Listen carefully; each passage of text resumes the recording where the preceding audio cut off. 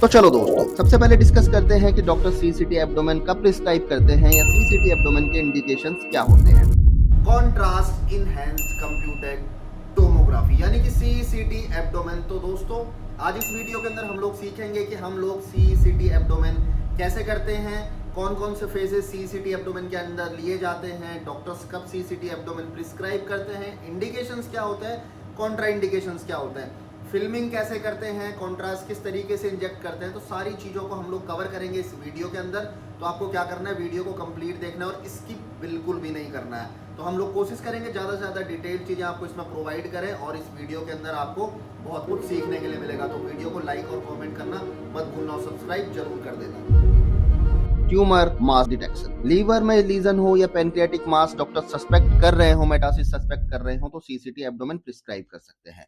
दूसरा, acute abdominal pain, यानी कि आपको किसी भी तरीके का एब्डोमिनल पेन हो रहा है और डॉक्टर सस्पेक्ट करते हैं कि अपेंडिसाइटिस हो सकता है, पेनक्रियाटाइटिस हो सकता है, तो भी इस कंडीशन में डॉक्टर्स प्रिस्क्राइब करते हैं। ट्रॉमा केस, इंटरनल ब्लीडिंग या कोई ऑर्गन की इंजरी को देखने के लिए सीसीटी एब्डोमेन डॉक्टर्स प्रिस्क्राइब करते हैं। इन्फेक्शंस की कंडीशन में भी इसे कर सकते हैं, यानी कि एब्सिस हो, कलेक्शन हो, इस कंडीशन में भी डॉक्टर सीसीटी एब्डोमेन प्रिस्क्राइब कर सकते हैं।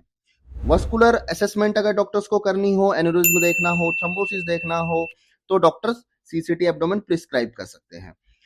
और एक चीज आती है, फॉलोअप केसेस हो सकते हैं, जैसे कैंसर का हो या ट्रीटमेंट को कुछ भी, अगर डॉक्टर को फॉलोअप लेना है कि क्या कंडीशन अभी एट प्रेजेंट में है या पहले से कंडीशंस में क्या सुधार हुआ है, तो भी डॉक्टर सीसीटी एब्डोमेन प्रिस्क्राइब करते हैं दोस्तों। लेकिन एक और चीज, इंडिकेशंस तक की तो बात ठीक है, बट हमें किन चीजों से केयरफुल रहना चाहिए, क्या कॉन्ट्रा इंडिकेशंस होते हैं, तो उस पर भी हम लोग एक बारी डिस्कशन कर लेते हैं।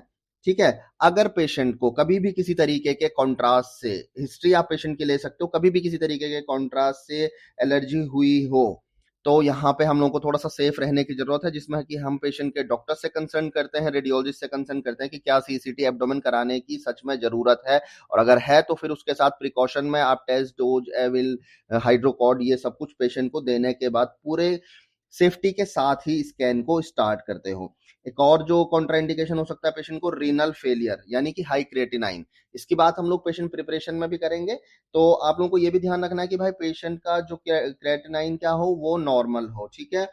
दूसरी चीज, आपको ये जरूर देखना है कि भाई पेशेंट को प्रेगनेंसी ना हो। अगर प्रेगनेंसी के केस में हम लोग सिटी स्कैन नहीं करते हैं, आप लोगों को पता होगा। ठीक है, जब तक कि कोई बहुत ज्यादा बड़ी इमरजेंसी ना हो। ठीक है, आपको पेशेंट का हाइड्रेशन जो है मेंटेन रखना है, पेशेंट डिहाइड्रेट ना हो बिल्कुल भी, या जो आपकी आईवी लाइंस हैं उनका जो एक्सेस हो वो पुअर ना हो, जिसमें कि क्या हो सकता है, एक्स्ट्रावेसेशन पेशेंट को हो सकता है। तो ये सारी चीजें थोड़ा सा ध्यान रखने वाली होती हैं, तो ये कॉन्ट्राइंडिकेशंस होते हैं। तो चलो ठीक है, अभी हम लोगों ने बात कर ली है इंडिकेशन की, कॉन्ट्रा इंडिकेशन की।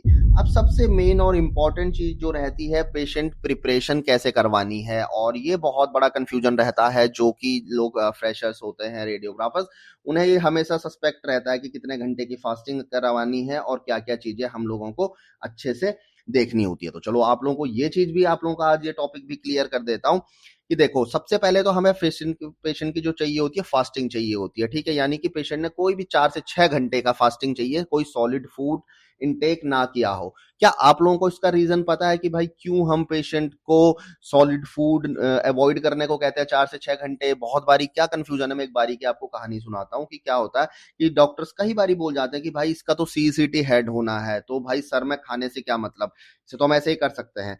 और वहां पे जिसे इसका रीजन नहीं पता होता, तो वो रेडियोग्राफर कहता है ठीक है सर कर लेते हैं, वो भी यही लगता है कि वो सही कह रहे हैं, बट ये गलत है। तो अगर आप लोगों को इसके पीछे का रीजन जानना है, समझना है, तो आप लोग कमेंट कर सकते हैं कि हम पेशेंट को फास्टिंग क्यों रखते हैं 4 से 6 घंटे की, तो हम नेक्स्ट वीडियो में इस टॉपिक पे बात कर लेंगे। दूसरी चीज, आपको जब आप फास्टिंग देख लो, पेशेंट खाली पेट है, बिल्कुल उसने कोई सॉलिड फूड 4 से 6 घंटे से नहीं लिया, लिक्विड आप पेशेंट को दे सकते हो। तो अब आप पेशेंट के किडनी फंक्शंस को चेक करोगे, जो कि मैंने अभी कॉन्ट्राइंडिकेशन में बात करी थी कि रीनल फेलियर पेशेंट को हो सकता है, किडनी इंजरी पेशेंट को हो सकती है। तो आप वहां पे क्रिएटिनाइन चेक करना है कि आपका जो पेशेंट का यूरिया है और क्रिएटिनाइन है वो क्या है। अगर नॉर्मल है तो ही आप स्कैन के लिए पेशेंट को प्रिस्क्राइब करोगे। और हमेशा इस चीज को ध्यान रखना कि भाई पेशेंट को कई बार नहीं पता होता कि वो ऑलरेडी यूरिया क्रिएट एक आध दिन पहले करवा चुका है।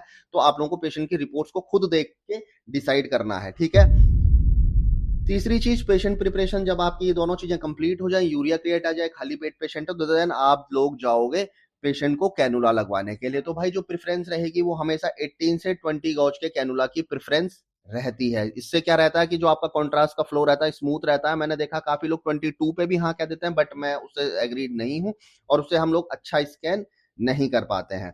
सबसे इंपॉर्टेंट चीज कंसेंट फॉर कॉन्ट्रास्ट, जो कि बहुत ही ज्यादा इंपॉर्टेंट चीज है।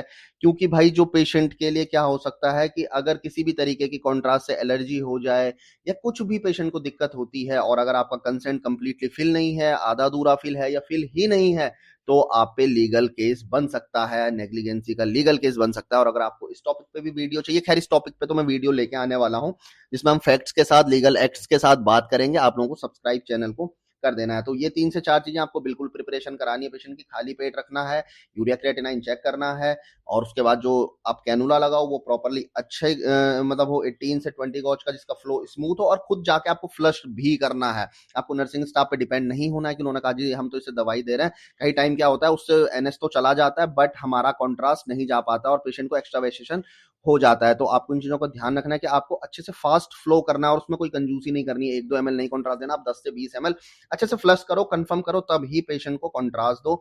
और कंसेंट बिल्कुल सबसे इंपॉर्टेंट चीज, विदाउट कंसेंट आपको स्कैन नहीं करना है। ये मैंडेटरी आप लोग बिल्कुल कर लीजिए, ठीक है। तो हम सबसे पहले पेशेंट को लेटाएंगे हेड फर्स्ट सुपाइन, और जो पेशेंट के हाथ रहेंगे वो अबव रहेंगे, ठीक है। और हम जिफॉइड के आसपास सेंटरिंग कर लेंगे, ठीक है। उसके बाद आप देख सकते हो इस तरीके से आपका प्लेन स्कैन के लिए स्काउट आ जाएगा। स्काउट में आप लोग क्या करेंगे, डायफ्राम से लेकर प्यूबिक सिम्फाइसिस तक कंप्लीटली कवर करेंगे।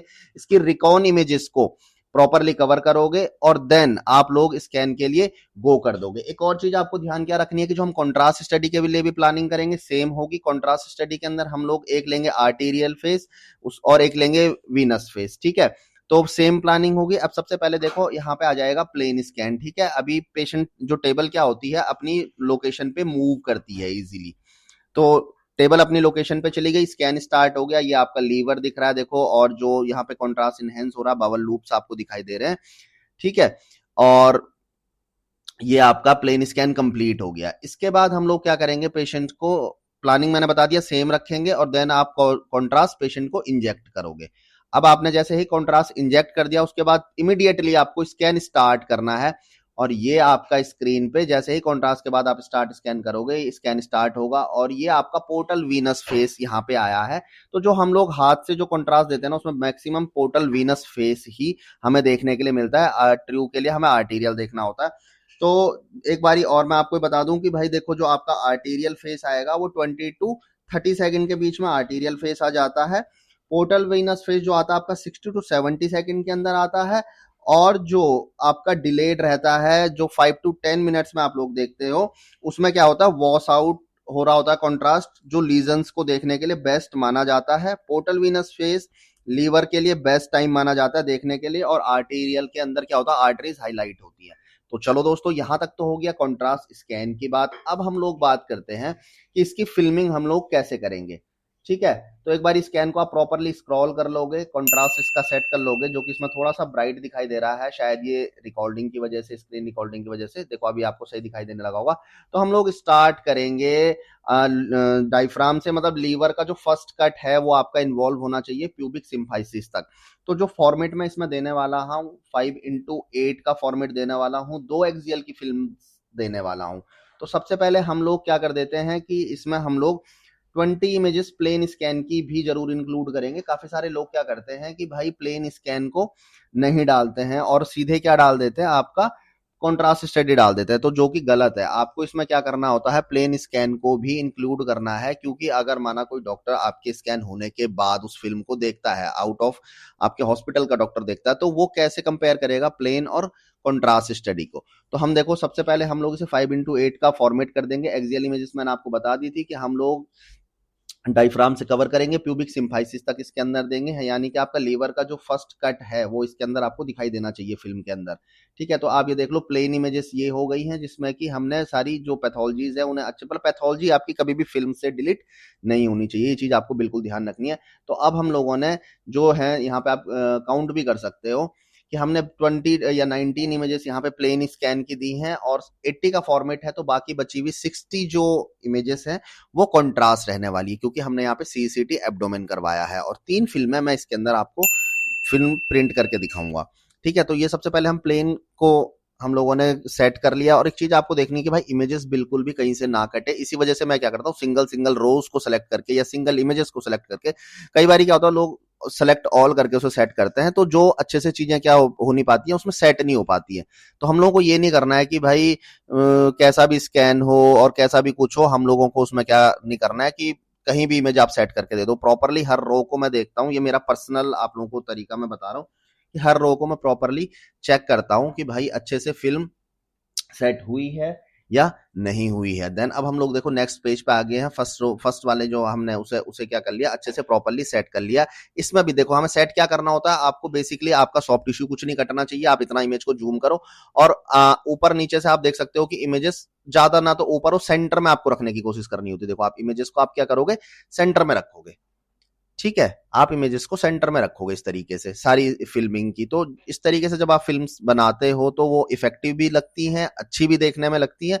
और माना कोई बाहर इन फिल्म्स को देखेगा तो उसे पैथोलॉजी जब अच्छे से नजर आएगी तो उससे पता चलेगा कि भाई जो रेडियोग्राफर है उन्हें कितने तरीके से, और कोई भी बिना पैथोलॉजी मिस करे हुए। एक सबसे बड़ा लूप हॉल होता है कि रिपोर्ट में तो पैथोलॉजी चली जाती है और फिल्म में पैथोलॉजी नहीं जाती है। तो 5x8, ठीक है, यानी कि 80 के फॉर्मेट में हमने 2 फिल्में प्रिंट कर ली, जिसमें 20 तो आपकी प्लेन थी एक्सियल स्लाइसेस और आपकी बाकी 60 कॉन्ट्रास्ट स्लाइसेस थी। अब बात करते हैं हम लोग यहाँ पे देंगे कॉन्ट्रास्ट की कॉर इमेजेस, कॉन्ट्रास्ट की सैज इमेजेस। ठीक है, तो आप लोगों ने देख लिया है कि भाई हमें इसमें हम लोगों ने कहां से कवर करा, कहां तक एंड करा। ठीक है, सबसे पहले देखो हम लीवर से स्टार्ट करेंगे। आपकी पहली किडनी आ जाएगी, फिर जब ये दूसरी किडनी आपको दिखनी बंद हो जाए, यहां तक आप लोगों को स्कैन क्या करना है, कवर करना है। ठीक है, तो अब यहां तक हम लोग इमेजेस सेलेक्ट कर लेंगे। इसे मैं देने वाला हूं 7x6 के फॉर्मेट में। ठीक है, 7x6 के फॉर्मेट में देने वाला हूं। तो 2021 आपको दोनों इमेजेस सेलेक्ट करनी है। गाइस क्या होता ना कि अब एक्चुअली वीडियो थोड़ा सा पहले शूट है, तो इसलिए मुझे थोड़ा सा चीजें फास्ट एक्सप्लेन करनी पड़ रही होती है। वीडियोज में वॉइस ओवर कर रहा हूँ क्योंकि ड्यूरिंग स्कैन वॉइस ओवर करना थोड़ा सा ईजी नहीं रहता है। तो इसलिए अगर कहीं पे थोड़ा सा आपको ये लग रहा हो कि भाई चीजें डिटेल्ड में एक्सप्लेन नहीं करी है, तो आप मुझे कमेंट करना, मैं उसे रिपीट, क्योंकि मुझे भी वीडियो देख के लग रहा है कि मुझे थोड़ा सा और चीजें स्लो करनी चाहिए थी इसमें। तो अब मैं कोशिश करूंगा कि मैं ड्यूरिंग स्कैन ही नेक्स्ट वीडियो से शूट करूं। तो अगर आपको वीडियो अच्छी लगी हो तो सब्सक्राइब जरूर करना, और जो चीज आगे चाहिए हो तो कमेंट करके जरूर बताना।